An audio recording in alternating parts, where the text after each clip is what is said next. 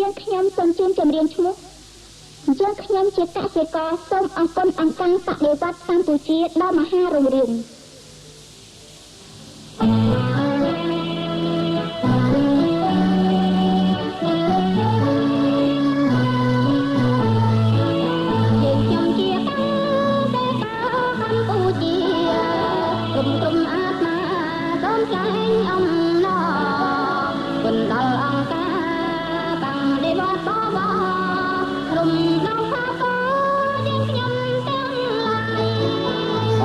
ដឹកនាំបដិវត្តកម្ពុជា17មេសាសម្រាប់ជោគជ័យកសាងកម្ពុជាប្រជាធិបតេយ្យនិងសង្គមថ្មីគ្មានការជិះជាន់កសិករកម្ពុជាយើងខ្ញុំបានឡើងកាន់តាមរងបាំងអំណាចរួមមួយចាត់តាំងខាងកដោយកម្លាំងខ្លួនមានសិទ្ធិត្រឹមត្រូវជាភាពតាមរំគឺដោយសារតែគុណអង្គការជាជាភ្លឺថ្លាបដិវត្តអត់ដំយើងក៏បត់បំខ្លួនរឹងប៉ឹងមុតមខំមាត់អត់ទ្រាំលំបាំងតបមុខ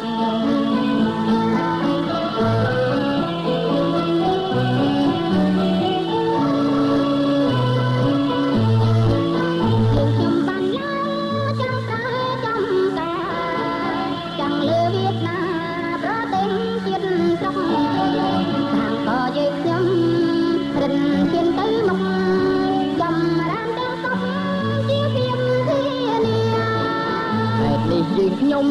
បដិញ្ញាដាច់ខាតទូប្រូជីវិតដើរតាមអង្គការការពារមាគីត្រឹមត្រូវអង្គចាអនុវត្តវិស្នាស្មោះត្រង់ក្រៃលែងយើងខ្ញុំបដិញ្ញាសម្រាប់ពីរកដេញថ្លៃថ្លាអាណែកអង្គការលើសើជំរុញខាងកឲ្យរិនចម្រើន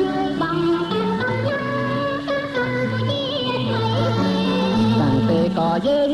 បដិញ្ញាតំរំខ្លាំងពេញបន្ទុកលើកលឺតែថ្មីប្រឡាយប៉ាន់ខ្វែងពីពេញចាំងស្អីតាំងជនបទថ្មីប្រពៃតាមការយើងខ្ញុំជូនពរអង្គការបានលីវត្តមហាបរិសុទ្ធមហារុងរឿងសូមមានសុខភាពរឹងតាំងមកមួយអាយុយូរយឺនកម្លាំងខ្លាំងក្រៃដឹកនាំកម្ពុជាប្រជាធិបតេយ្យបំរាញ់ជោគជ័យ